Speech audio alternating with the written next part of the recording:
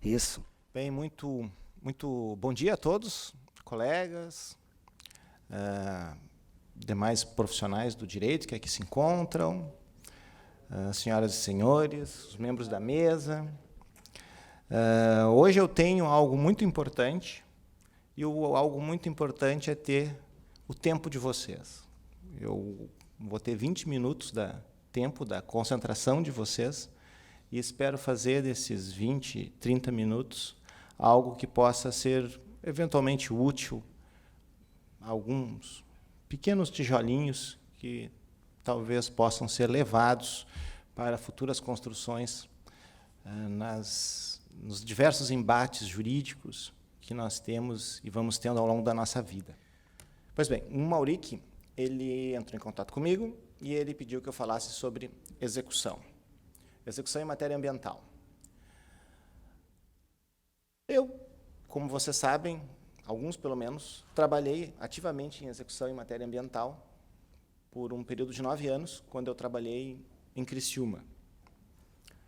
Esse período foi um período muito rico, foi um período em que eu aprendi bastante, aprendi com os erros e, eventualmente, atingindo alguns acertos.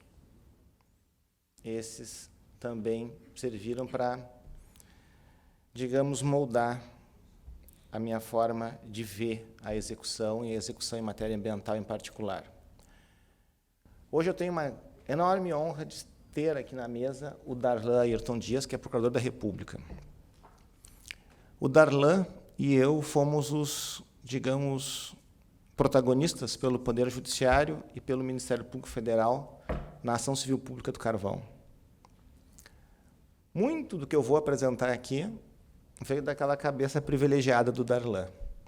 Algumas coisas eu dei umas pinceladas minhas, outras eu mesmo desenvolvi, mas, acima de tudo, nós trabalhamos de forma muito próxima e com uma grande interlocução e de forma muito positiva por muitos anos. E, desde já, eu posso dizer que foi essa proximidade institucional e mesmo essa proximidade pessoal e de ideias que inspira, digamos, a própria apresentação que vai ser hoje trazida. Mas vamos lá, eu terei mais ou menos uns 20, 25 minutos da atenção de vocês, que para mim é um presente. Vamos adiante.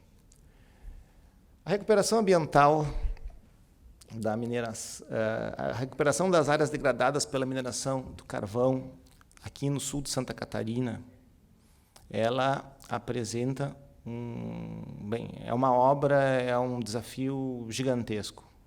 Nós temos esses dados, eram os dados enquanto eu estava na ação civil pública, os dados são um pouco diferentes hoje.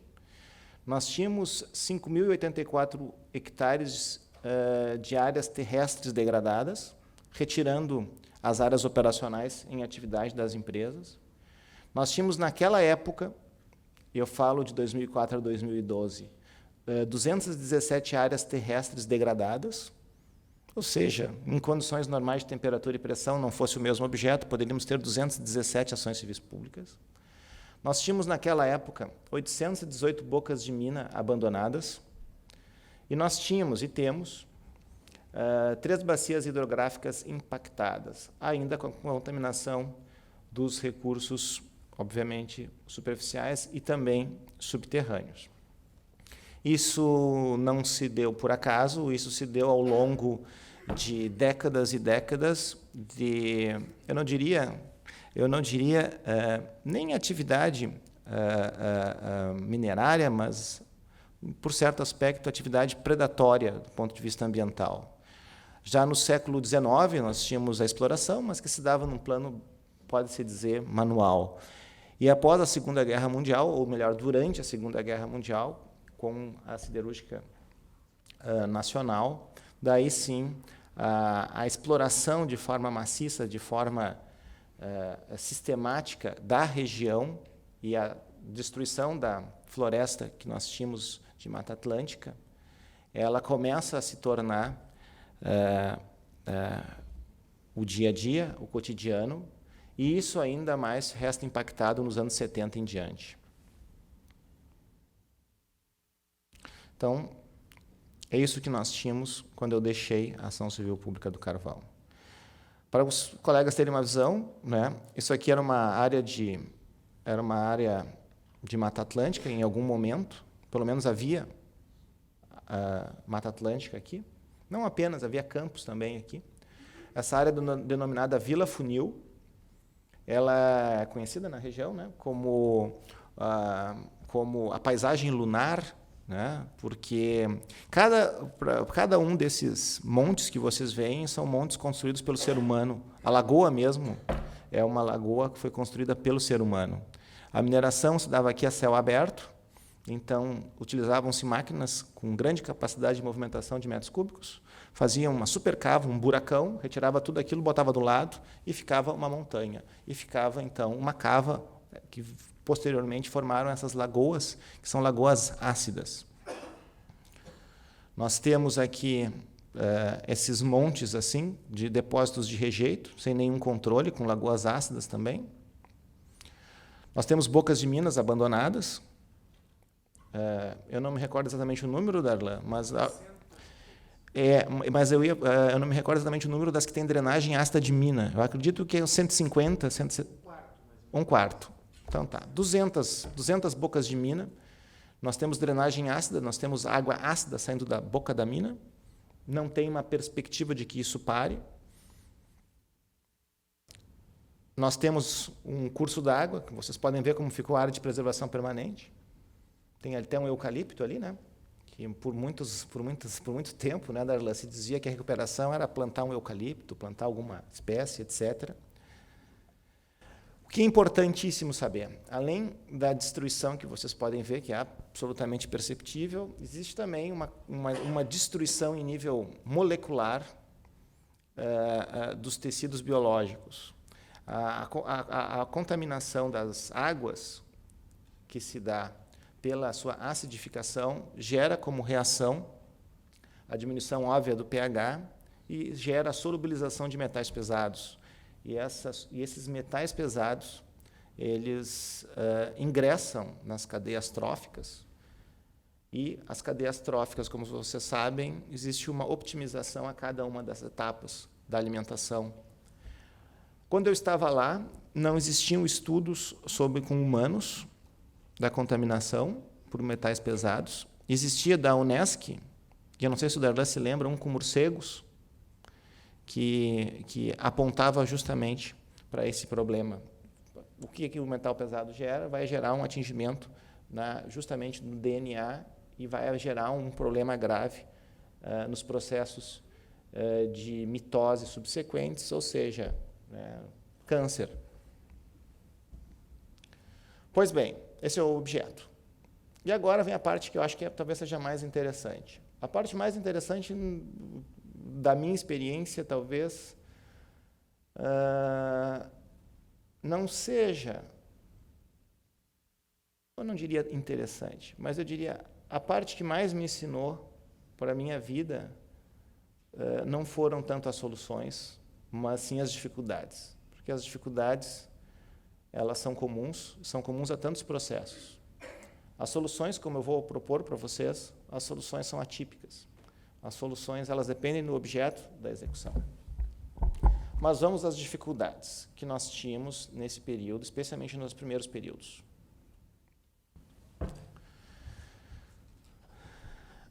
Bem, como acontece nas demandas ambientais, não só nas demandas ambientais, nós, no direito, mas não só no direito brasileiro, no mundo, nós vamos muito bem nas questões que são acertamento da lide, né? Ou seja, naquelas questões que são absolutamente abstratas, que são as questões que ficam no papel, que são aquelas demandas de natureza condenatória, declaratória, constitutiva.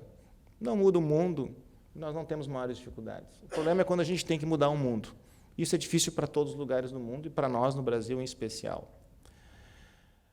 Quando essa ação civil pública ela foi julgada, e isso se deu no ano de 2000, 2000, né, Darlan? Foi em 2000. Quando ela foi julgada no ano de 2000 e foi antecipada a tutela, imediatamente no período de 2000 a 2006, nós enfrentamos problemas tais como nós não conhecíamos, em grande parcela, as áreas que nós tínhamos de recuperar. Nós não sabíamos sobre qualquer procedimento técnico que poderia ser adotado para os diferentes tipos de degradação ambiental. Nós não tínhamos padronização de nenhum projeto de recuperação de área degradada. Nós não tínhamos nenhum meio de fiscalização, de saber mesmo o que era devido pelas RES. Não havia métodos de organização de dados que permitisse consulta por qualquer que necessitasse.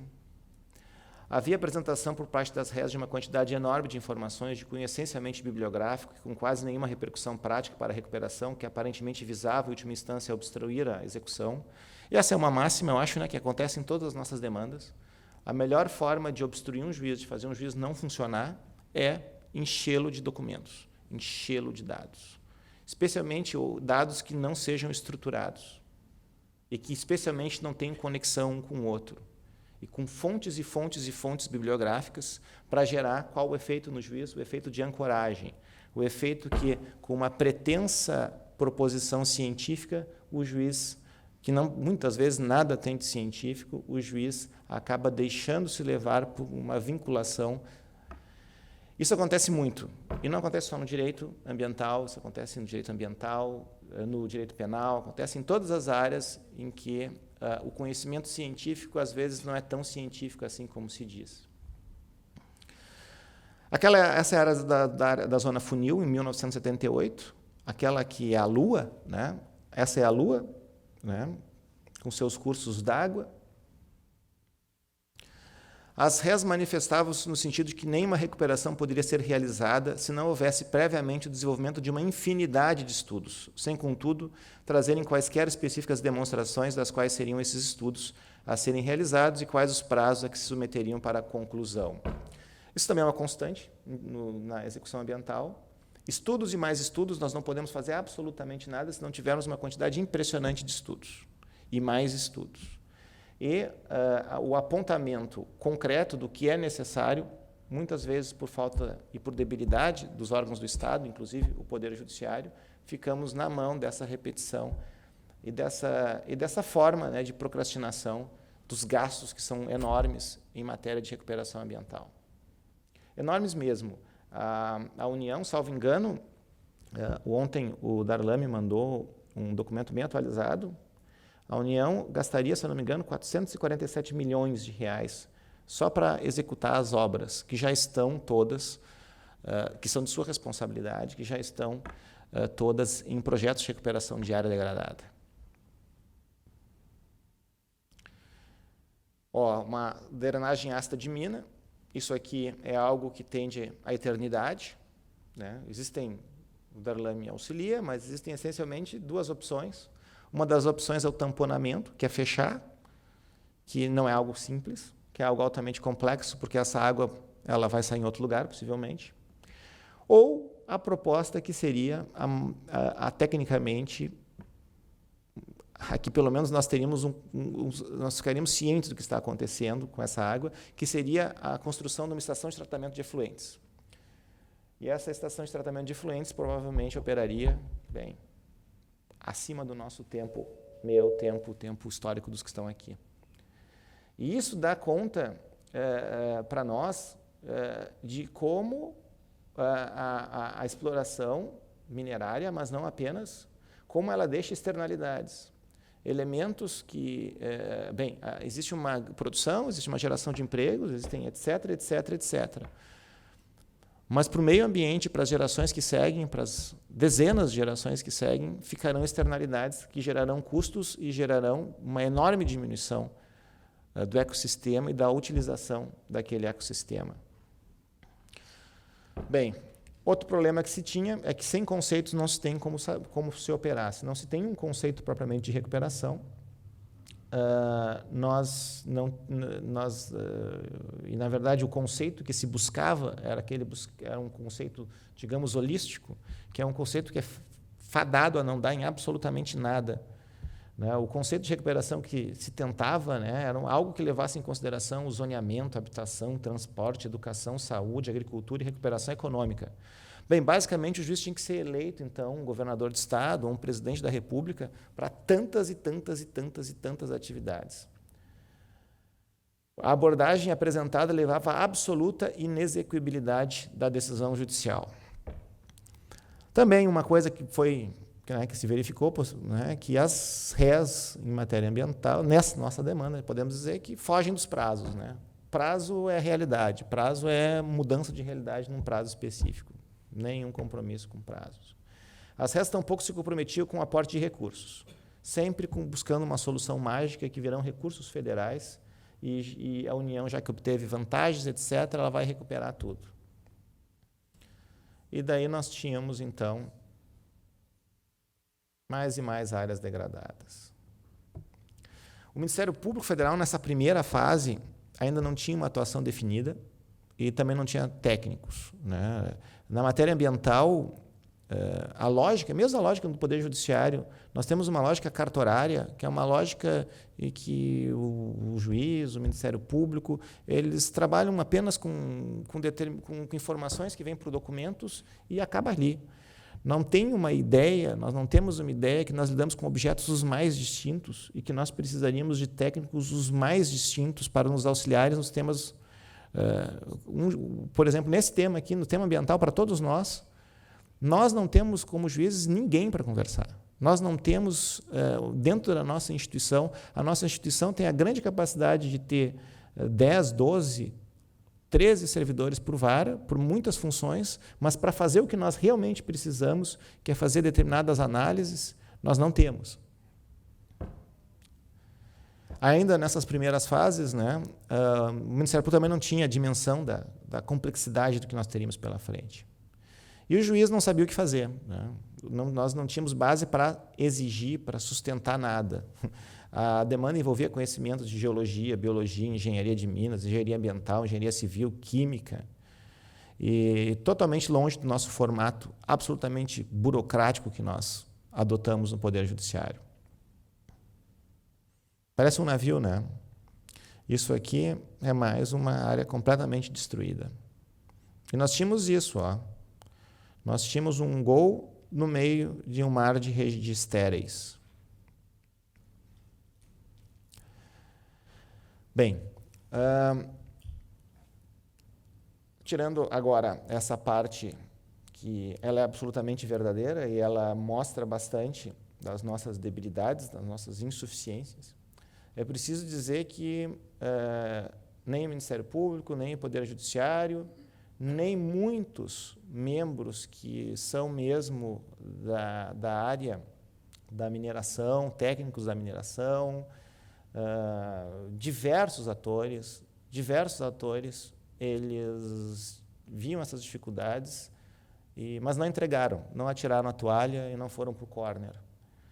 E aqui, né, nessas diversas propostas que nós temos, assim, que talvez sejam úteis aqui ou ali, mas mais do que úteis, elas mostram que nós precisamos criar, nós precisamos ser criativos.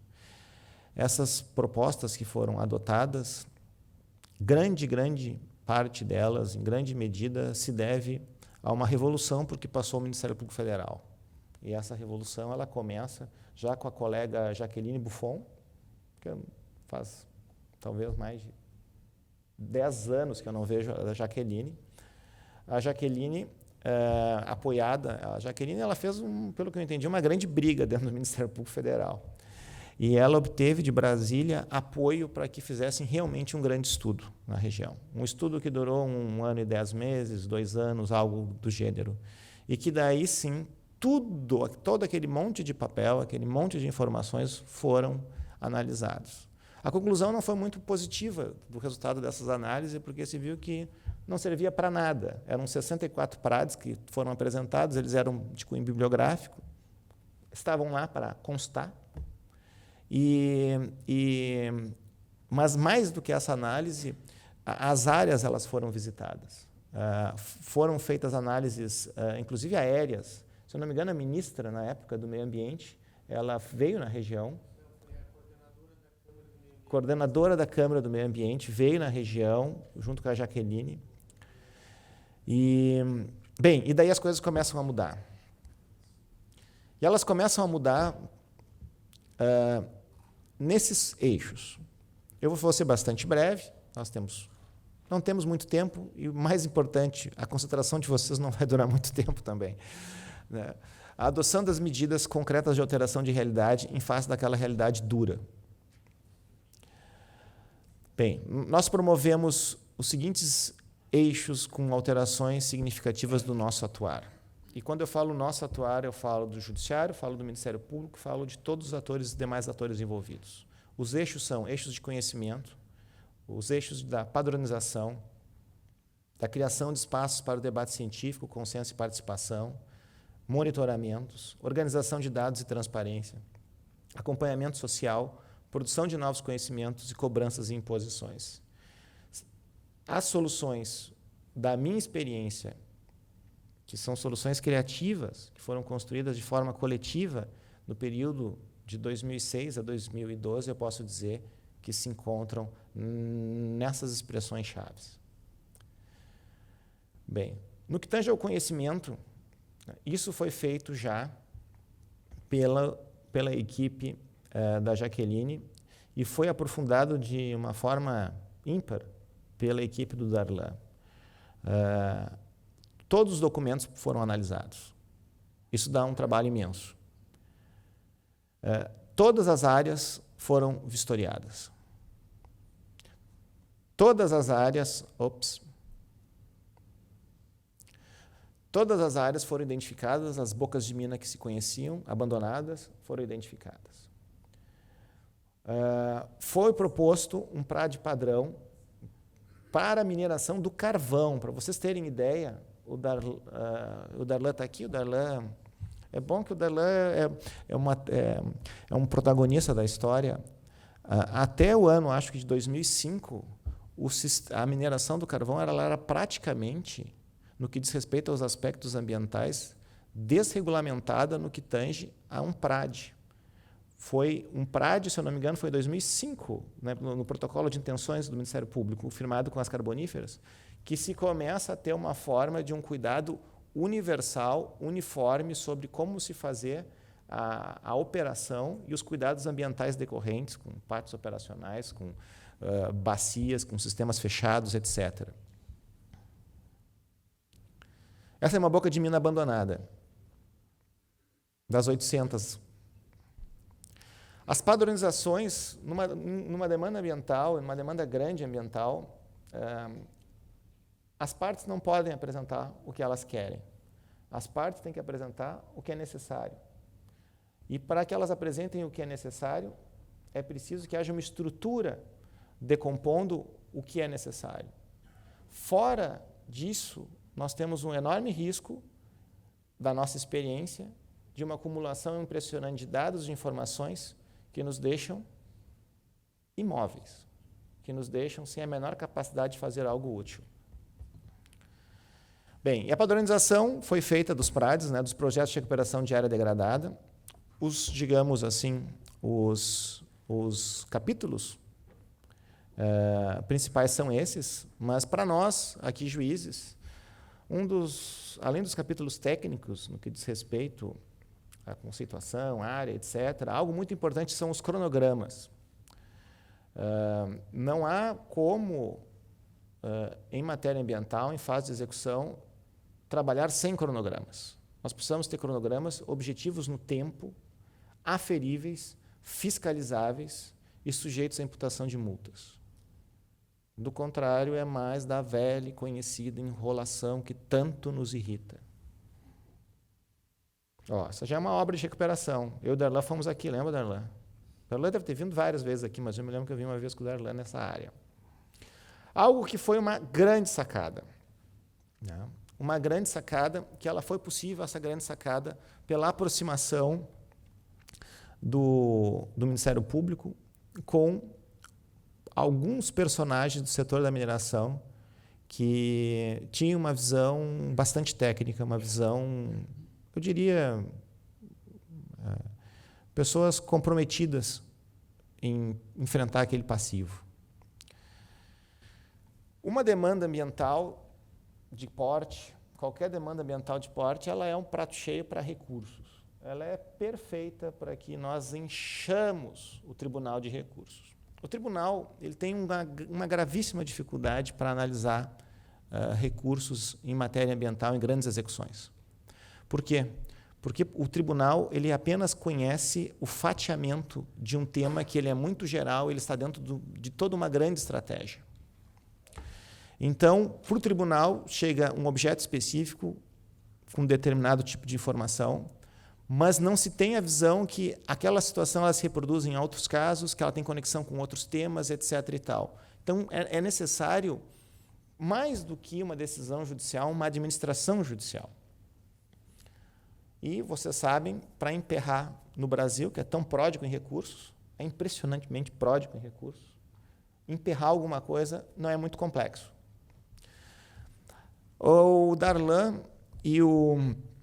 o Darlan veio primeiro, mas depois também veio o Kleber, né, do CSESC. Eles vieram conversar que eles já tinham, informalmente, várias conversas com o setor de modo a que se estabelecessem conceitos técnicos. E a ideia genial foi, não, nós vamos criar dentro da própria ação civil pública um grupo técnico, um grupo que tem um caráter quase que de uma assembleia, que não tem poderes decisórios, mas tem amplos poderes de manifestação sobre temas técnicos. Então, esse grupo ele retira do slow track judicial temas técnicos, propriamente técnicos, e lança para a sua discussão interna. E esse grupo ele era composto necessariamente por técnicos. Obviamente, qualquer advogado poderia se fazer presente, mas ele era composto por engenheiros, geólogos, biólogos, etc., para debater temas que eram dos conhecimentos dessas pessoas.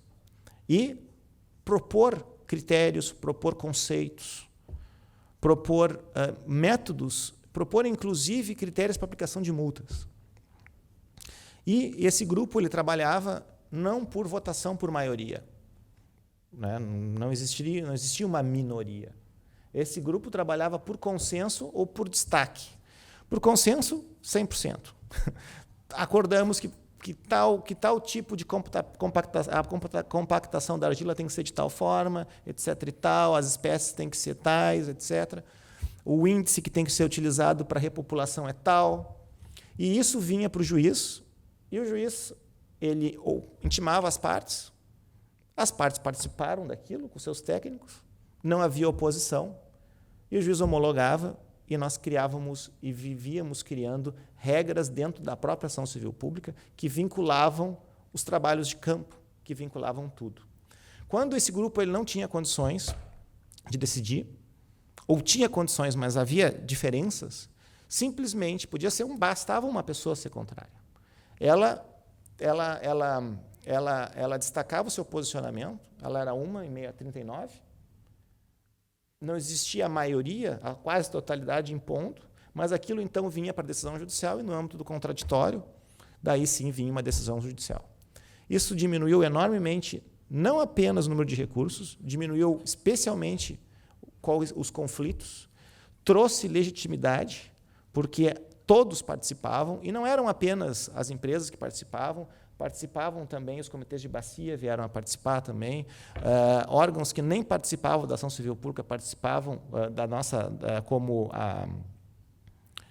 o Ministério do Meio Ambiente, né, que veio a participar como um dos membros. Então, esse grupo foi algo que foi bem revolucionário. Ele foi... Só uma parte, para claro. Não perder o ponto aí. Porque o que a gente precisaria ter e não tínhamos? Um órgão ambiental forte. A Fátima. A Fátima, com todo respeito, nos últimos anos evoluiu bastante. Mas insegura, com problemas. Então, a Fátima, que deveria definir os critérios técnicos, não cumpria bem o seu papel. Então, as coisas mais comezinhas dos projetos de recuperação, a gente está falando de centenas de projetos de recuperação, iam para o juiz decidir, por exemplo, se podia plantar grama ou se tinha que ser vegetação nativa e não sei o quê, e isso gerava dezenas de agravos no tribunal. Então, essa ideia do grupo técnico de assessoramento do juiz foi para fugir disso, para reduzir a litigiosidade. E eu brincava depois com o pessoal lá que assim, o processo precisava de menos advogados e mais engenheiros, mais biólogos e tal. No começo, alguns advogados participavam. Depois não tiveram mais saco, porque era muita discussão técnica. E nem iam. Fugiram. Desculpa aí, Marcelo. Não, a apresentação é nossa. Trabalhamos junto, a apresentação é coletiva. E é exatamente isso. Os advogados, alguns iam, depois não iam mais. E daí tudo isso era decidido, temas que demorariam anos, inclusive para o tribunal poder ter condições de decidir, porque precisa se informar muito. Se decidia numa tarde e se vinculava. E aqui está o grupo, né? Nós já falamos, né? O tempo é pequeno, e vamos ouvir o Darlan. Essa apresentação depois vai para os colegas, um link. Os colegas podem depois verificar o que... Algo que eu me lembro do Darlan entrando na minha sala, o Darlan, ele disse para mim, Marcelo, a gente nunca vai saber se as coisas vão dar certo se a gente não monitorar. A gente tem que monitorar tudo, Marcelo. E ele estava coberto de razão. E o monitoramento é algo que indica, que é, digamos, a bússola, que indica se a gente está fazendo a coisa certa, se a gente não está fazendo a coisa certa, se as coisas têm efeito, se as coisas não têm efeito. No nosso tempo, o monitoramento ele se dava em cada uma das áreas sobre recuperação. Cada uma das áreas, as empresas eram obrigadas a fornecer um relatório anual sobre o andamento das obras, etc. E também nós tínhamos, e muito importante, era um relatório anual. O relatório anual levava em consideração o todo da região impactada. Então, as suas sistematicidades, as suas conexões. E se dava sobre recursos hídricos superficiais subterrâneos, a relação das áreas impactadas, a cobertura do solo, meio biótico e minas abandonadas.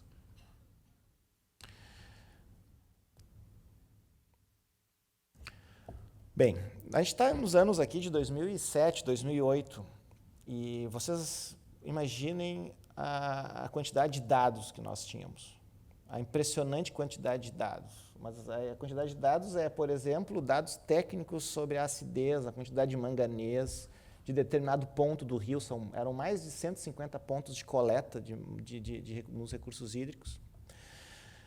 Então, nós precisávamos que esses dados eles tivessem um local único, que pudessem ir para esse local único e pudessem ser acessados por todos.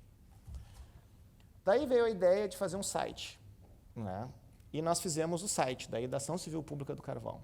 Hoje, se eu fosse fazer esse site, seria bem mais legal, porque hoje, né, os dados são estruturados, e hoje nós conseguiríamos, então, nós poderíamos construir algoritmos que permitiriam pesquisas e resultados assim impressionantes. Eu conheço algumas pessoas que trabalham com algoritmos na criação. O que é possível fazer de algoritmos preditivos, etc., é impressionante. Mas nós botamos tudo no site da Ação Civil Pública. Tudo.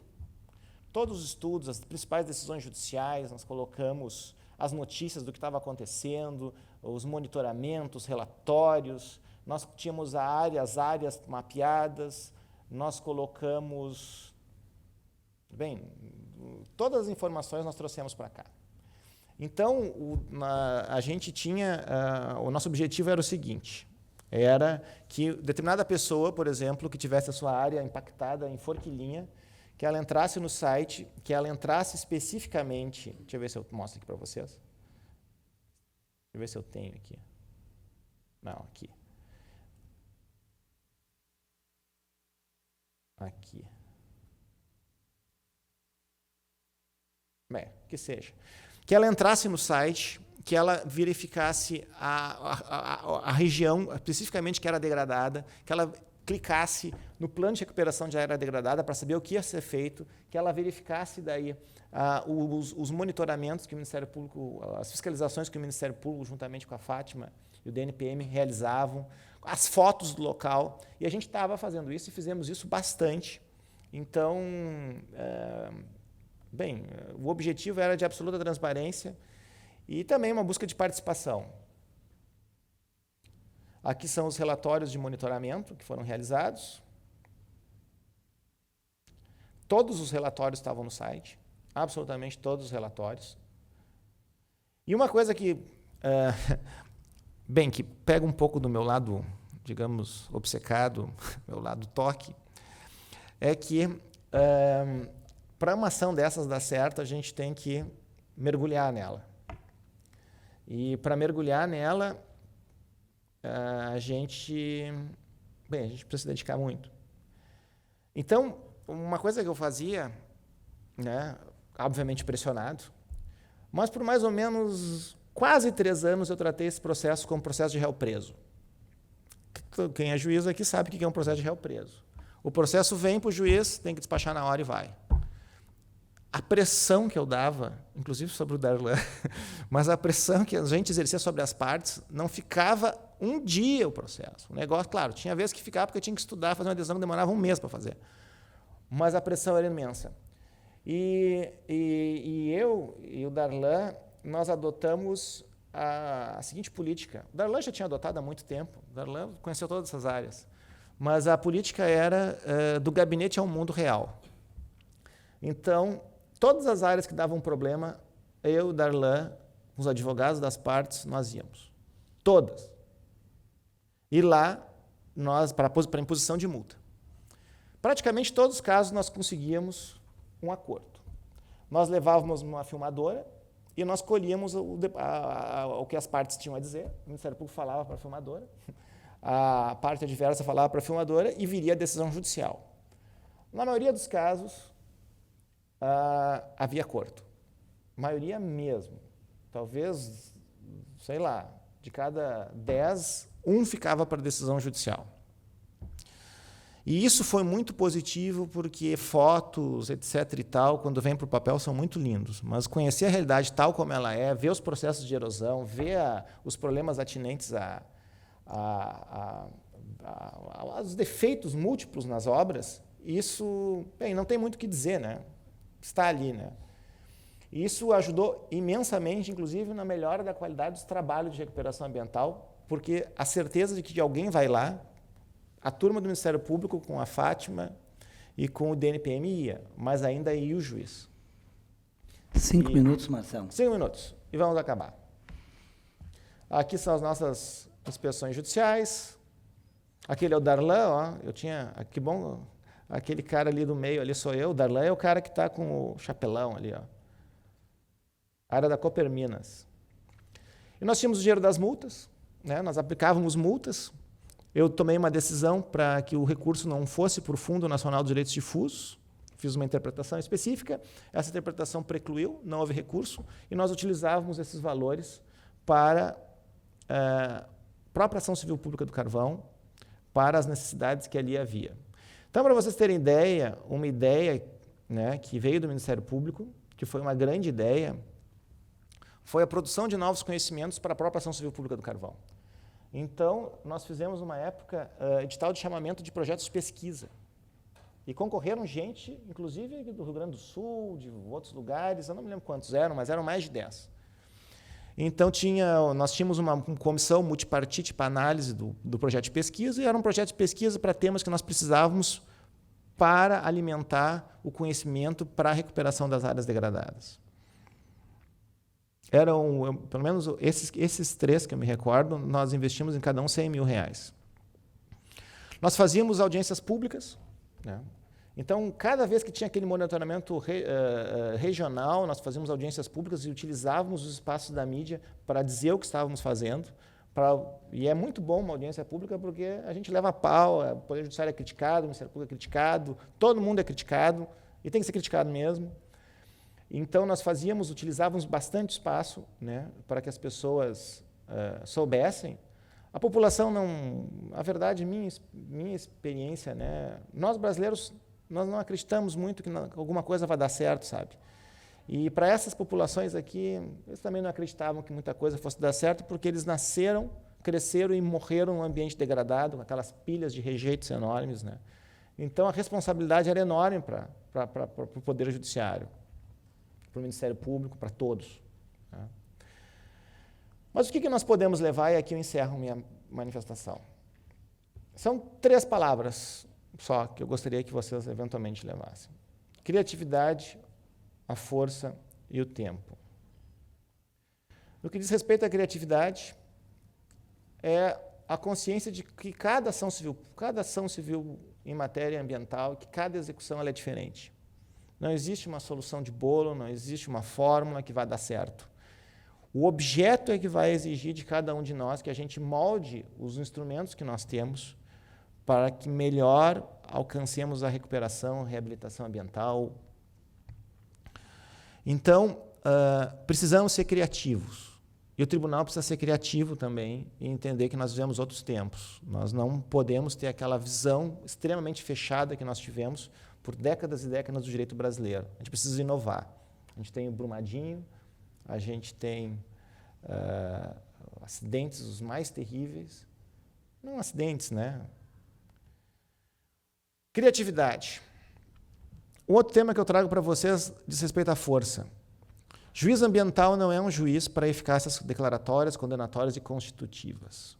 Esse não é um juiz ambiental, esse é um juiz que ele é um juiz bom lá para a Itália do século XIX, alguma coisa próxima a isso, ou sei lá, né, Portugal do século XIX. Juiz ambiental vive nas eficácias mandamentais e executivas. Juiz ambiental vive em sede de antecipação de tutela. Só que não qualquer antecipação de tutela, não uma antecipação de tutela que vem aquele pedido num sábado e nós temos que decidir na segunda. Um juiz ambiental tem que ser estratégico. Existem temas que há possibilidade de decisão, existem muitos temas que precisam de contraditório, que precisam aprofundamentos, que precisam produção de provas necessárias pelo próprio juiz, mas ele está sempre lidando com uma lógica de antecipar no mundo de realidade, no mundo concreto. Por quê, meus caros? Por causa do tempo, né? Nós somos uma casquinha, nós duramos muito pouco.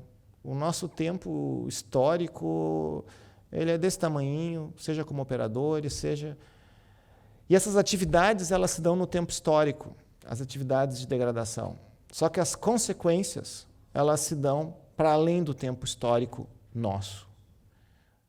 Os danos vêm para as futuras gerações, vêm para o planeta como um todo, e nós não vamos estar mais aqui. E nós precisamos antecipar cada dia, com o tempo, aquilo que é nosso e que não pode ser uma dívida nossa que deixemos para as gerações futuras. Seria isso, muito obrigado e bom dia.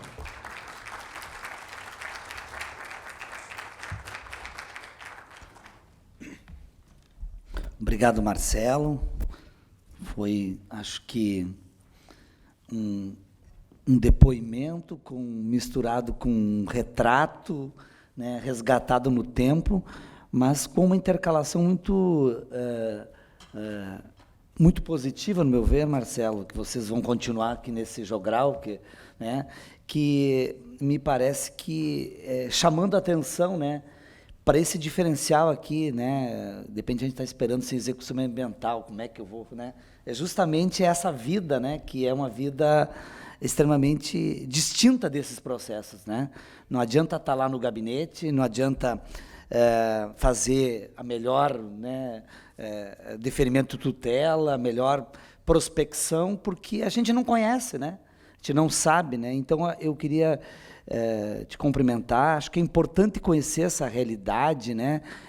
Enfrentar, porque isso vai aproximar justamente. Eu sou muito defensor dessa questão, e ontem, quando falei assim da inspeção, de acompanhar, das audiências públicas, assim por diante.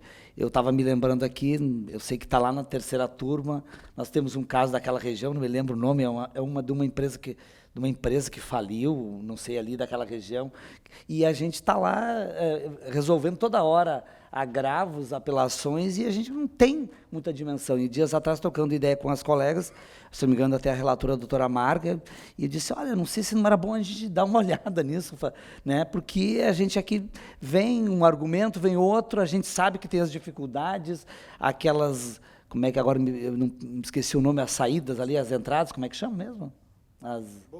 As bocas de Minas, me lembro que esse caso lá também tem questões, quando elas são desativadas, não vou dizer assim, no planejamento, tem os equipamentos que produzem, que têm produtos químicos, né, ficam dentro, que é outro ingrediente para essa poluição. Então, muito, muito importante. E aqui já me associando ao que o Dr. Darlan falou, me parece que se você tem um órgão técnico que você pode confiar isso, né, confiar no sentido, né, de estar preparado, de poder operar, é uma coisa, mas quando você não tem, você tem que criar outros instrumentos para colocar isso.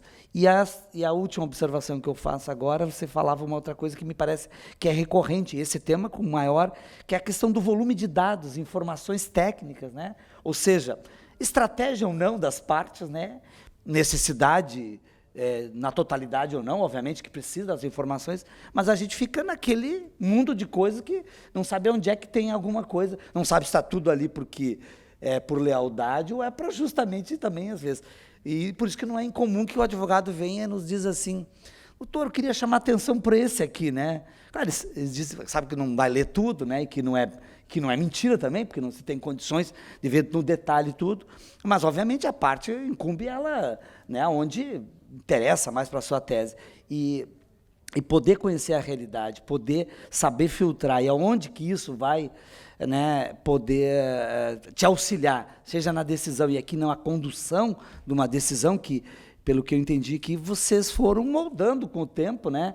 Essa vistoria, essa gravação na hora, essa decisão já tomada ali, certamente ganhou em qualidade e em eficiência nisso. Então, cumprimentar por tudo esse trabalho e também pela experiência que, aqui na tua exposição, creio que continuará agora com o Dr. Darlan, no sentido de demonstrar essas particularidades, que é um outro mundo, né? Não é mais o papel, que ali no começo estava lá os processinhos, hoje é o virtual, né? O eletrônico, mas é muito a vida ali. Então, eu de imediato agora então passo a palavra ao doutor Darlan Ayrton Dias, que agora sim conferi que é não só graduado em Direito, mas também em Engenharia Elétrica, né? Pela Federal de Santa Catarina, né? É mestre em Ciências Ambientais pela Universidade Extremo Sul Catarinense e é o procurador-chefe aqui da Procuradoria aqui da República de Santa Catarina, e é um procurador extremamente atuante, um prazer conhecê-lo pessoalmente aqui, e tenho à disposição a palavra para a sua manifestação aqui também pelo prazo de 40 minutos. Bom dia a todos, eu cumprimento o desembargador Favretto, meu querido amigo Marcelo Cardoso da Silva. É uma alegria estar aqui numa plateia tão qualificada, vários juízes, alguns conhecidos, amigos, né? Quero fazer uma menção especial aqui à doutora Rafaela, que trabalhou também muitos anos em Criciúma, sucedeu o Marcelo na Ação Civil Pública do Carvão, conhece como ninguém esse caso, e também quero fazer um registro aqui e um agradecimento à presença do meu colega procurador da República aposentado, Dr. Rui Sulzbacher, que foi o autor da petição inicial da Ação Civil Pública do Carvão em 1993, um verdadeiro pioneiro em ações civis públicas e que enfrentou aquela realidade de Criciúma. Muito obrigado pela presença aqui e por tudo que fez, Dr. Rui. Quero agradecer o convite do Tribunal e da Imagens. O tema que foi proposto era execução em matéria ambiental. Então, eu me permiti primeiro fazer algumas considerações sobre as dificuldades na execução em matéria ambiental em geral, e não só a mineração, porque mineração ainda é um tema muito específico.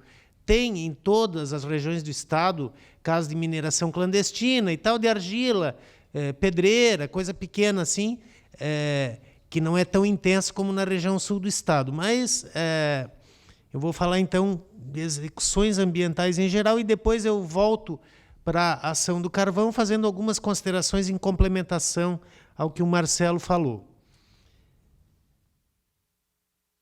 Então, eu parto dessa constatação que, via de regra, a execução judicial de obrigação de fazer de caráter ambiental é difícil. É difícil, é trabalhosa, via de regra.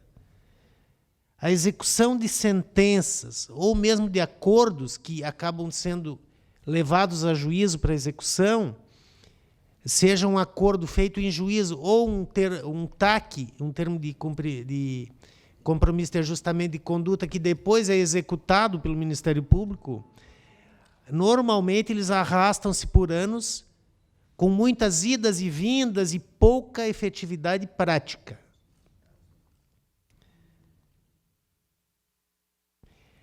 Os famosos PRADs, né? Que é o Projeto de Recuperação de Área Degradada. Normalmente há um título executivo que manda recuperar uma área qualquer, seja um desmatamento, uma área de mineração, ou uma área onde houve uma construção ilegal em APP. A legislação exige que se apresente um projeto de recuperação de área degradada. E, normalmente, os próprios títulos executivos já prevêem essa obrigação. Mas o que a gente vê é que mesmo os mais simples, que não estou nem por hora falando em demolitória, nada disso, uma simples recuperação de uma área desmatada, por exemplo, demora demais, é muita ida e vinda e tem pouca efetividade. E por que isso, né? Claro que essa lista que eu coloquei aí não é exaustiva, mas é o que eu mais tenho visto na prática, né? Eu esqueci de dizer no início que tenho 17 anos de Ministério Público. Desses 17, primeiro no MP estadual, depois no federal. Eu só parei de trabalhar no ambiental agora, no ano passado, quando assumi a chefia. Então, sempre militei nessa área, e muito do que eu estou dizendo aqui é por ver na prática essas coisas, e acho que os senhores juízes que atuam no ambiental não veem muito diferente disso. Então, primeiro, má vontade. Normalmente a parte está compelida a fazer aquilo, vai ter gasto e tal. Então, em geral, há o componente da má vontade. Mas mesmo quando isso não é tão acentuado, nós temos uma falta de clareza quanto ao que precisa ser feito. Não há um combinado muito claro entre as partes. O que no final, depois disso cumprido, o que vai acontecer? Como é que tem que estar essa área? E também uma falta de definição quanto aos critérios técnicos a serem observados nessa recuperação, e uma indefinição também quanto à própria dinâmica de fiscalização. Então, o que eu percebo como boas práticas nisso, e tenho a ousadia de sugerir, né? Primeiro, assim, investir na melhor especificação do título executivo. O título executivo, seja um TAC, seja um acordo feito em juízo, seja uma sentença, ela vai ter mais chance de sucesso, de efetividade, se ela for minuciosa naquilo que precisa ser feito. E cabe a antecipação dos possíveis pontos controvertidos. Já vamos enfrentar isso antes da coisa começar, porque aí já a litigiosidade depois e os percalços tendem a ser bem menores. Isso aonde? Na sentença, no acordo ou mesmo na liquidação. Porque, às vezes, o juiz, quando dá a sentença, está muito longe da execução ainda, porque isso vai subir as outras instâncias, até voltar, já se passou 8, 10 anos. É outra realidade, o juiz já é outro, né? A legislação ambiental já mudou. Então, aí o juiz que recebe aquele título para executar, aí talvez ele deva abrir uma fase de liquidação para deixar isso mais ajustado, né? Os critérios, né? Fazer referência à necessidade ou não de licença ambiental, por exemplo. E você diz, licença é sempre obrigatória. Não, hoje as normas do CONSEMA, Conselho Estadual do Meio Ambiente, ou mesmo do CONAMA, tem vários casos de dispensa de licença, quando é uma recuperação simples, uma pequena área, tal, né? E, por exemplo, ali na região de Blumenau, Brusque, tem o Parque Nacional da Serra da Abelha, né? Não, da Serra do Itajaí. Serra da Abelha? São 2 parques, enfim, naquela região ali. E, em geral, você tem pequenos agricultores que fizeram uma roça, um desmatamento pequeno. Tu exigir desse cara uma coisa custosa, um PRAD caro, o licenciamento ambiental não vai fazer. Mas, de repente, se combina com os próprios técnicos do ICMBio, passa uma orientação técnica, coloca isso no papel para ter clareza e ele vai lá e executa. Planta as mudas, faz a silvicultura para impedir invasoras e tal. Fazer referência às normas da ABNT aplicáveis e a fiscalização. Então, os casos de sucesso que eu tenho visto nisso transferem para o réu a obrigação de autofiscalização, como? Apresentando relatórios periódicos. E aí nisso tem uma palavrinha mágica, porque a gente está acostumado a ver projetos mal feitos, relatórios mal feitos, que só fazem referências bibliográficas, copia e cola, como disse o Marcelo, mas nisso aí tem uma palavrinha mágica que é ART, anotação de responsabilidade técnica.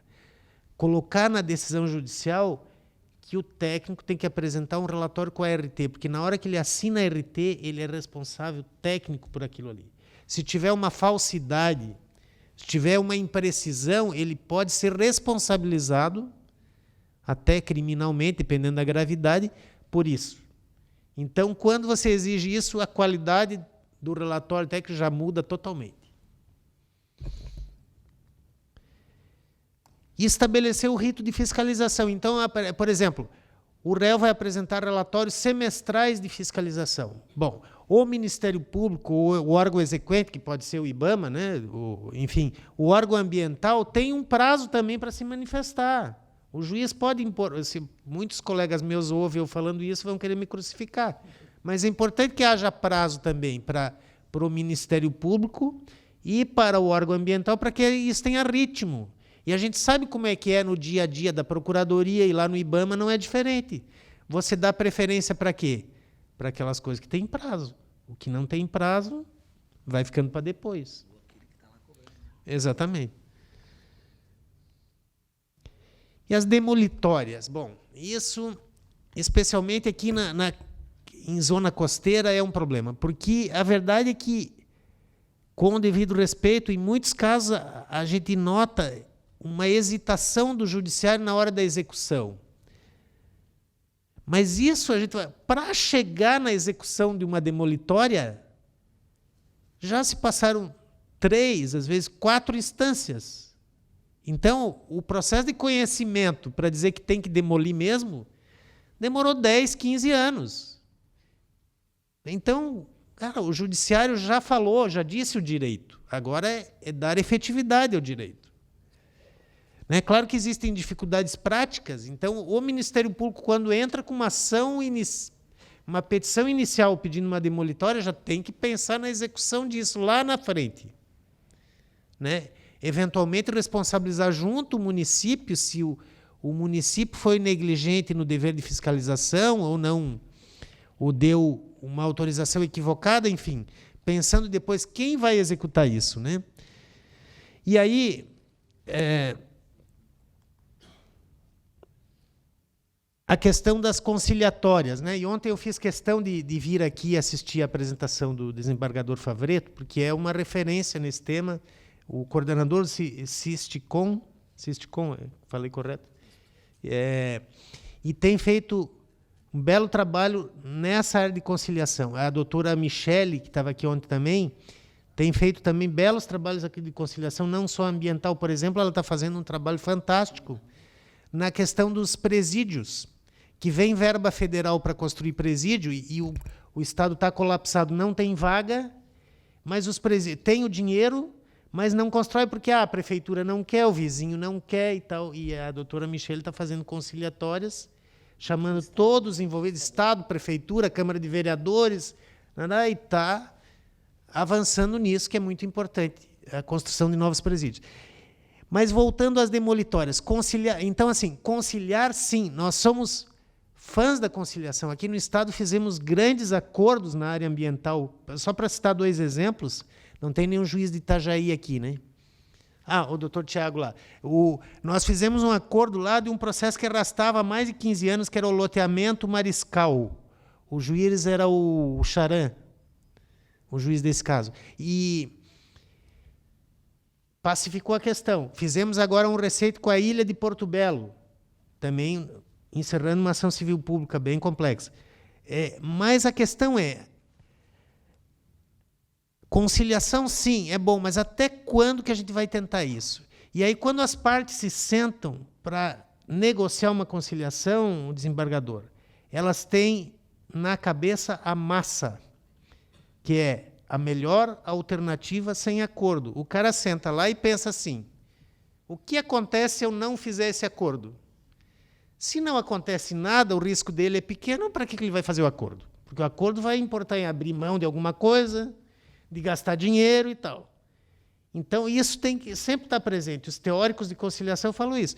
E aí, então, quando se entra com uma ação civil pública, o CPC prevê isso, tem conciliação pré-processual, depois no processo, há várias tentativas. Aí não sai o acordo, tem a sentença, depois tem a apelação, depois tem o recurso especial, o recurso extraordinário, 15 anos depois o processo volta, transitado em julgado, mandando demolir, mandando recuperar a área, e aí vem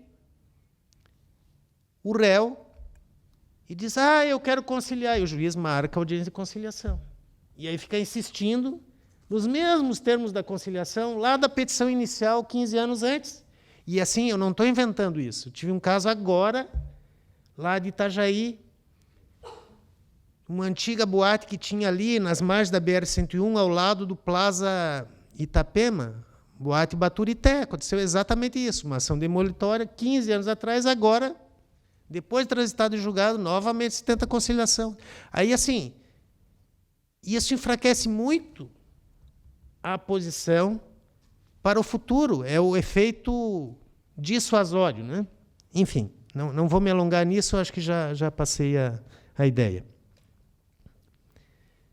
E, claro, o Ministério Público tem responsabilidade ainda, né, nessa questão de demolitórias, de fazer uma atuação global. E muitas vezes o Ministério Público é criticado com razão quando tem um contexto, numa praia, por exemplo, que tem lá toda uma área urbanizada, ou semi-urbanizada, e ele entra com uma ação civil pública só contra aquele fulaninho ali. E os outros, quando estão com situação parecida com a dele, não acontece nada, só porque aquele, em algum momento lá atrás, foi denunciado, muito provavelmente, pelo próprio vizinho, que não queria perder a vista. Né? Então, nós temos que ter a responsabilidade de fazer uma atuação coletiva para aquele ambiente. E isso tem acontecido em tempos recentes. Bom, voltando ao tema da ACP do carvão, né? Tinha tudo para dar errado. Tinha tudo para dar errado. E depois eu fiquei 11 anos em Criciúma, né? E com o tempo você vai conhecendo as pessoas, vai ganhando respeito. E aí, depois de um tempo, alguns advogados muito sérios, competentes, eles me contavam essa história assim, doutor, quando saiu aquela sentença, os empresários ficaram apavorados. E nós falamos para eles, relaxa, isso aí não vai dar em nada, eles nunca vão conseguir executar isso aí. Pela complexidade, né? por todas aquelas possibilidades de enrolação que tem, que o processo propicia, mas pela complexidade. Né? E isso é importante dizer, o maior passivo ambiental do país. Nós estamos falando de 5.000 hectares de áreas degradadas, em números redondos. E em 2014, eu tive a oportunidade, um convite do Instituto UFZ na Alemanha, em Leipzig. E fui lá participar de um seminário e fiz uma apresentação sobre o caso de Criciúma aqui. Aqui, então, na região de Criciúma, nós temos 5.000 hectares de áreas degradadas. Convertendo para quilômetros quadrados, isso dá 50 quilômetros quadrados. Lá na região de Leipzig, na Alemanha Oriental, antiga Alemanha Oriental, eles têm 5.000 quilômetros quadrados de áreas degradadas por mineração de carvão. Ou seja, o nosso passivo em tamanho é 1% do passivo de carvão da Alemanha Oriental. E lá ainda tem um agravante, porque além da problemática da água ácida, que nós temos aqui igualzinho, eles têm poluição com benzeno, tolueno e outros enos, porque desde a época do Hitler e antes disso, eles usavam o carvão para fazer gasolina. Então, aqueles derramamentos e tal foi contaminando o subsolo e tal. Aí, depois desse contato, lá em 2015, nós conseguimos trazer para Criciúma o professor Dr. Holger Weiss, que é o maior especialista em águas subterrâneas, em tratamento de água ácida do mundo. Ele veio para Criciúma participar de um seminário. E aí ele visitou as áreas conosco e tal, e no final ele disse assim, olha, esse passivo ambiental de vocês aqui é bem menor do que o nosso lá, só que é muito mais difícil de resolver, por duas razões. Primeiro que lá na Alemanha, a geografia da Alemanha é plana igual essa mesa aqui, geologicamente. Então quase não tem rio, não tem relevo, é mais fácil de recuperar isso. Como é na região de carvão lá no Rio Grande do Sul, charqueadas ali, porque são só aquelas coxilhazinhas, tem muito menos hidrografia e tal, é mais fácil. E outra questão é que aqui chove muito, a pluviosidade nessa região do Brasil é muitas vezes maior do que lá na Alemanha, e isso gera muito mais água ácida para tratar. Então, essa complexidade levava a um ceticismo, né, de que isso algum dia seria executado. E aí, no ano 2000, o Dr. Paulo Afonso Brum Vaz foi o juiz que sentenciou o caso. Ele disse mais ou menos assim, dispositivo, condeno as empresas tais, tais e tais e tais, os seus sócios, a União e o Estado de Santa Catarina a recuperar as áreas degradadas pela... Condeno solidariamente os réus tais, a recuperar as áreas degradadas pela mineração de carvão no prazo de 3 anos. Ponto. Esse era o dispositivo. E ele antecipou a tutela. Tá, daí, ok, antecipou a tutela. Aí o juiz, ele mesmo, não lembro se foi ele ou já outro, deu um despacho. Intimo as empresas, os réus, a apresentarem os projetos de recuperação dentro de 90 dias. Bom. Aí eles começaram a apresentar aquela papelada. Enchia uma sala. Era um negócio gigante, mais de 200 volumes. O juiz olhou para aquilo, o que ele fez? Aquele despacho mágico, né? Vista ao Ministério Público. Me ajude. Embala que esse filho é teu, MPF, né? Agora se vire. Está aqui o que tu queria. E aí a coisa travou. Chegou lá e agora? E aí ficou alguns anos que o MPF só pedia prorrogação de prazo, né, Marcelo? Quando eu cheguei, estava nessa fase. E foi isso. E aí... a questão do apoio técnico e da visibilidade do caso. O Marcelo mencionou ali a Jaqueline Buffon, querida colega lá do Rio Grande do Sul, que estava em Criciúma antes de mim. Eu sucedi ela, isso em 2005. E a Jaqueline era aquela colega assim, chata, no bom sentido. Ela é a porrinha, sabe? Aí o que ela fez? Ela foi lá em Brasília, falou com a coordenadora da 4ª Câmara de Coordenação e Revisão, que é a nossa Câmara que trata da temática ambiental, que é a doutora Sandra Quirô, uma gaúcha colorada. E precisa de ajuda, e ela conseguiu trazer a Sandra para Criciúma, pediu emprestado o helicóptero da Polícia Militar e sobrevoaram as áreas. Na hora que a Sandra viu aqueles rios de água lá alaranjada, ela voltou para Brasília e moveu o mundo. Aí o Procurador-Geral da República, na época, o Cláudio Fonteles, falou com a Marina Silva, que era ministra do Meio Ambiente, aí eles conseguiram um servidor do IBAMA, outro do Ministério do Meio Ambiente, isso aqui, foi montada essa equipe técnica. Aí, em 2005, houve um concurso de remoção do Ministério Público, a Jaqueline foi para Porto Alegre e eu fui do Rio de Janeiro, onde estava, para Criciúma. Aí, antes do período de trânsito, eu fui a Brasília num curso. E lá eu encontrei o doutor Fonteles, que era o Procurador-Geral da República.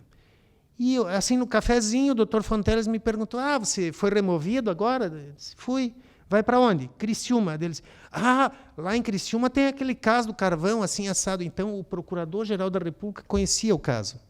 Eu estou contando essa história para dizer que a visibilidade que foi dada ao caso foi decisivo para dar certo. Porque a gente conseguiu apoio. Aí a Procuradoria de Criciúma foi a primeira do Brasil, no interior, né, a ter uma equipe técnica. Depois nós tivemos concursado, geólogo, engenheiro de Minas. Né? Foi a primeira que conseguiu uma caminhonete tracionada 4x4 para entrar naquelas áreas de carvão. Né? Não, a Justiça foi quando a gente trocou por uma mais nova e doamos para a Justiça Federal a nossa velha. Nós sempre correndo atrás. E, enfim, então, a estratégia, né, é você ter a visão do todo, né, de tu enxergar o problema de uma visão macro. Porque aí essa equipe técnica, doutor Favretto, a equipe técnica, eles ficaram um pouco assim também perdidos, analisaram os prédios, mas e agora o que fazer? Né? Então, acho que o que foi decisivo para isso, e aqui eu não estou personalizando em mim, ou no Marcelo, ou quem seja, mas o que foi decisivo é ter alguém que consiga fazer o diálogo entre o jurídico e o técnico. Fazer essa tradução de um mundo para o outro. Né? E pela própria engenharia, a própria arquitetura da coisa, né? Quem vai ter que fazer isso somos nós, os operadores do direito, porque os técnicos não consegue fazer. É muito raro tu ter alguém que transite nos dois mundos. Nós é que temos que ter o trabalho de estudar, de aprofundar, de ter paciência para esse diálogo técnico e tal. Né? Abertura para o diálogo. Outra coisa, não tratar os réus como bandidos. A história da mineração em Criciúma, sem dúvida, é de empresas, aí misturava o empresarial com o político, né? Tem verdadeiras dinastias, né? A mistura do poder político com as empresas era muito intenso em Criciúma. Então, a história deles na sociedade era bastante negativa. Mas eu disse, bom, isso só vai avançar se a gente combina. Então, eu tinha como regra, e tenho até hoje, não trato ninguém como bandido. Tem que ter disposição, respeito, entender o outro lado, sentar para conversar e fazer avançar. E aí nós fizemos uma negociação, porque aí o prazo que a sentença tinha dado 3 anos era inexequível. Era inexequível. Porque mesmo que tivessem colocado todo o dinheiro do mundo, não seria possível recuperar aquele passivo que resultou de mais de um século de exploração descuidada naquele tempo. E não foi colocado todo o dinheiro do mundo, muito ao contrário. Então, nós chamamos empresa por empresa e dissemos assim, olha, tem um título executivo aqui que te coloca em maus lençóis. Né? A história da massa. Então, se ele não fizer o acordo, eu posso cobrar aquela multa dele. Aí, então, vamos repactuar esses prazos aqui. E fizemos termos de acordo judicial, um com cada empresa, separadamente, não todo mundo junto, porque aí se fortalecem demais. E aí, nesse acordo bem ajustado, já com uma previsão de multa, uma previsão de rito de cobrança da multa, se acontecesse, de exculpante, nos casos que poderia justificar o não pagamento, os critérios técnicos, a essa altura, já definidos pelo GTA e, portanto, eles se amarrando àqueles critérios via o termo de acordo judicial, e é assim que a gente foi avançando. E aí, uma vez assinados os acordos, bom, daí, meu amigo, assinou pacta sunt servanda. Porque se começasse a amolecer depois de assinados os acordos, aí perderia a credibilidade, né? E isso foi um fator de sucesso, eu acho. Dificuldades, né? Insegurança, demora no processo judicial. Aqui um breve histórico. Em 93, então, foi a petição inicial assinada pelo Dr. Rui Sulzbacher. 2000, a sentença do hoje desembargador Paulo Afonso Brum Vaz, que era o juiz em Criciúma na época.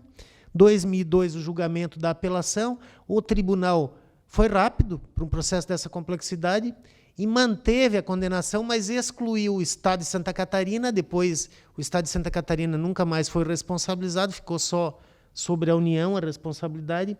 E o tribunal também excluiu a responsabilidade subsidiária dos sócios. Manteve, então, só as empresas e a União. E, em 2007, foi julgado no STJ, segunda turma, que reincluiu os sócios. Depois eu vou falar mais adiante desse RESP. E, em 2014, não foi conhecido o recurso extraordinário e transitou em julgado, o ministro Ricardo Lewandowski. Mas, nesse meio do caminho, teve muitas tentativas legítimas dentro do jogo processual de melar a coisa. Eu me lembro um dia que eu estava saindo da Procuradoria, 19 e pouco da noite, escutando a Voz do Brasil, chega aquela parte do Judiciário, ministro Ricardo Lewandowski nega liminar em cautelar para suspender execução de recuperação ambiental em Criciúma. Eu nem sabia do negócio. Aí corri para ver o que era uma cautelar, que a União tinha entrado para simplesmente anular tudo e parar toda a execução. E, àquela altura, a União já estava fazendo obras. A União já gastou vários milhões lá em obras de recuperação. Enfim, tem essas dificuldades inerentes ao processo, né? Então, para transitar em julgado, demorou 21 anos. Mas, desde 2000, nós estávamos executando já a antecipação de tutela, com a efetividade a partir de 2006, né, Marcelo? Troca frequente dos atores processuais, juiz, procurador da República, demorou muito para estabilizar, né? Eu fiquei 11 anos lá, bati o recorde, nunca ninguém tinha ficado tanto tempo, é sempre 2, 3 anos. Aí, até o cara chegar a conhecer a história toda de novo, isso se perdia demais. E nem todas as pessoas, né, estão dispostas a soluções heterodoxas, que foi muito do que a gente fez lá, saindo daquela cartilha básica e atentos à efetividade. E também desconfiança dos atores processuais, né, que é uma coisa que a gente teve que ir conquistando muito vagarosamente ao longo do tempo, e da sociedade. E aí foram importantes as audiências públicas que o Marcelo já referiu. Rapidamente, aspectos jurídicos relevantes. Então, isso é uma coisa notável. A gente vai produzir, estamos começando a produzir um documentário para contar a história, audiovisual, para contar a história desse processo. E vamos ouvir vários atores e tal. E a história do processo de conhecimento em primeiro grau é muito interessante, porque as empresas queriam a todo custo fazer uma perícia. Só que a perícia seria um negócio caríssimo, gigante, interminável e tal. E o doutor Paulo Afonso matou no peito e julgou com base no fato notório. Não teve nenhuma prova pericial. Fato notório. Porque é bom lembrar, os mais velhos aqui, lembram, na década de 80, Cubatão, em São Paulo. Gravíssima poluição em Cubatão. E houve um decreto do presidente João Batista Figueiredo declarando como uma área crítica para o controle da poluição Cubatão. No mesmo ato, ele decretou igualzinho para Criciúma. Área crítica nacional para controle de poluição. Você se aproximava da cidade de Criciúma nessa época, vinha aquele cheiro de ovo podre, que é resultante do gás sulfídrico, que resulta da reação química da pirita que está no rejeito de carvão, FeSO4, ferro, enxofre e oxigênio, que, entrando em contato com H2O, água, e O2, a gente sabe a fórmula da água, tá, presidente?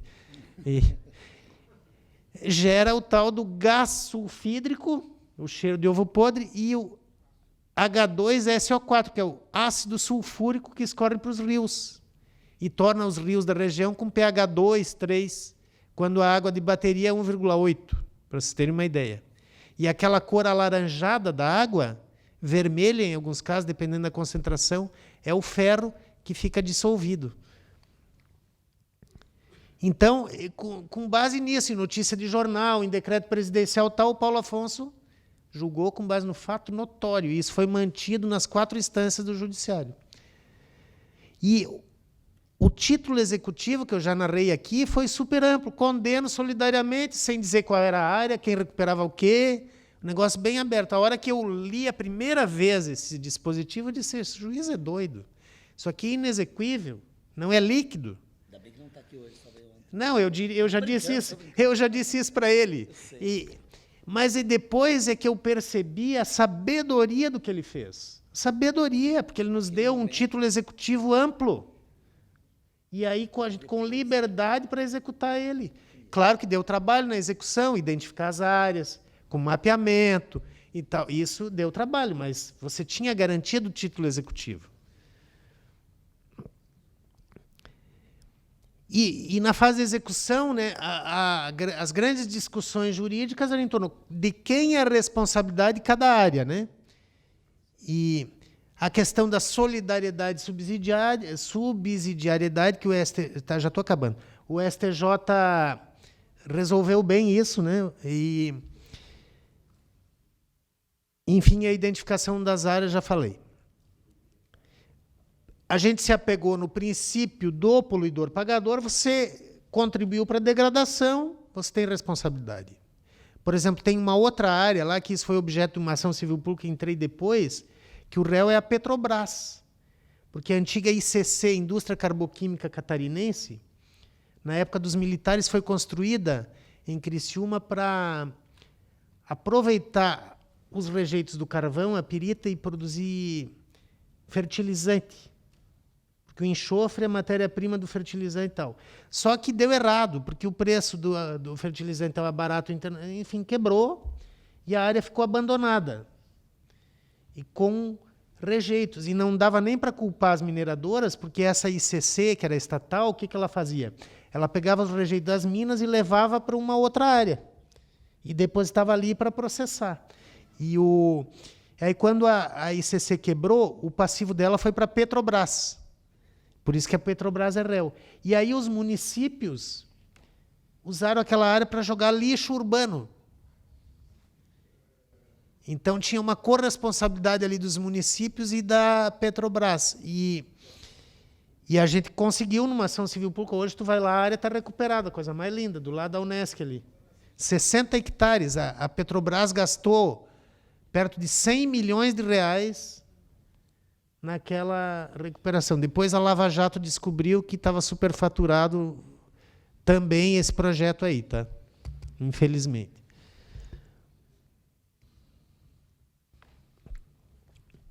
E aqui, esse julgado, para quem atua na área ambiental, esse julgado é importantíssimo. É o julgado que resultou da ação civil pública do carvão, segunda turma do STJ, relator João Otávio de Noronha.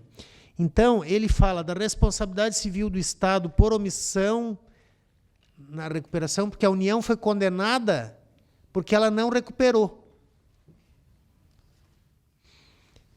E aí muita gente questiona, desembargador, mas a sociedade vai pagar 2 vezes, sofreu o dano ambiental e agora vamos usar dinheiro público para pagar a recuperação e não das empresas, né? E aí os ministros enfrentaram isso. Aqui eles fazem toda uma fundamentação, que no voto está mais detalhado, obviamente, dizendo que a sociedade se beneficiou da produção da energia elétrica gerada com aquele carvão, e essa externalidade gerada pelo processo foi imputada só à região de Criciúma. Então a União tem sim a responsabilidade de recuperar. Só que a responsabilidade da União é subsidiária. Então a gente só pode cobrar da União a recuperação dos passivos órfãos, que não tem nenhuma empresa responsável ou que a empresa faliu. Então, aí, bom, se não tem mais empresa para cobrar, vai em cima do erário. E aqui o item 7. A ação de recuperação ambiental é imprescritível. Esse julgado firmou essa tese no STJ. Foi um legado da ação do carvão também. E acabei a apresentação. Para encerrar, eu quero fazer uma menção aqui de uma outra ação, rapidamente, que eu, pelo MPF, entrei em 2010, lá em Criciúma, que não era abrangida por essa. Porque essa ação ela tratava do problema das águas e da degradação de superfície. Mas havia um outro problema nas minas de Criciúma, que são as minas em subsolo. Porque para você retirar o carvão, que é uma camada horizontal, que está às vezes a 100, 150 metros de profundidade, tem duas técnicas. Ou a técnica de céu aberto, que vai tirando tudo de cima e resulta naqueles montes, como o Marcelo mostrou, ou a técnica de subsolo. Então se faz um poço, um furo, e vai tirando por baixo. E imagina uma torta, um bolo. O carvão é uma daquelas camadas de recheio, é horizontal, então tu tem que chegar lá embaixo e ir tirando. Só que se tu tirar toda a camada, o que vai acontecer? Cai, né? Porque você tira toda a sustentação de uma camada, acomoda. Quando isso acontece, tudo que está em cima, casas, rios, açudes, isso colapsa e a água começa a escorrer para baixo, seca o rio, seca o açude. Então, nos Estados Unidos, até hoje, eles fazem essa mineração long wall, só que aí o que eles fazem? Eles indenizam todo mundo e aí vão minerando, e não importa o estrago ambiental, depois eles consertam. Só que no Brasil não acontecia indenização de ninguém. Então, na década de 80, o DNPM proibiu essa mineração long wall, começou a exigir que as empresas deixassem pilares. Pilares, ou seja, tu vai tirando o carvão, mas vai deixando um pouco do carvão para manter pilares de sustentação, de modo que não colapse.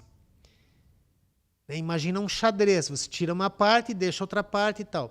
E o tamanho desses pilares era calculado com base em fórmula de engenharia e tal, dependendo do tamanho do maciço que tem em cima, do risco que tu tem casa ou não, e várias minas dessas são em área urbana, com bairros inteiros em cima. E ao longo dos anos, o Ministério Público foi colacionando em inquéritos civis relatos e registros de colapsos que causavam rachaduras em casas, secamento de açudes, de poços, porque o pilar era projetado para, por exemplo, 10 por 10 metros. Só que o pessoal, quanto maior o pilar, menos carvão ele tira. Então, em vez de 10 por 10, eles deixavam 8 por 8. Sabe? E aí o fator de segurança ia caindo. Enfim, para resumir essa história, em 2010 entrei com essa ação civil pública, com vários pedidos, mas o principal era exigir várias medidas de segurança para evitar colapsos. Chegou a morrer gente nisso e tal, uma coisa bem grave. E a doutora Rafaela aqui, que foi a que conduziu esse processo, fez uma perícia bem complexa, essa teve perícia, foi conduzida pela URGS, eu acho, né? E fez depois uma sentença de 400 páginas que recentemente foi julgada no TRF, né? E agora está lá em cima, no STJ. Mas eu conto tudo isso para dizer que recentemente, o Dr. Marcelo falou de Brumadinho, recentemente um advogado muito atuante lá em Criciúma publicou nas redes sociais um depoimento, e esse era advogado de uma das empresas carboníferas, um cara muito combativo, assim, competente tecnicamente e combativo, sabe? Era nosso ex-adverso. E ele publicou um depoimento que me fez refletir muito, logo depois do desastre de Brumadinho.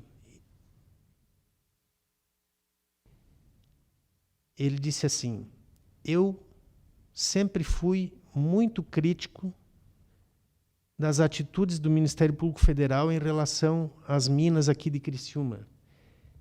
Sempre achei muito exageradas as exigências que eles faziam. Mas agora eu entendo. Graças a isso, Criciúma nunca será um Brumadinho.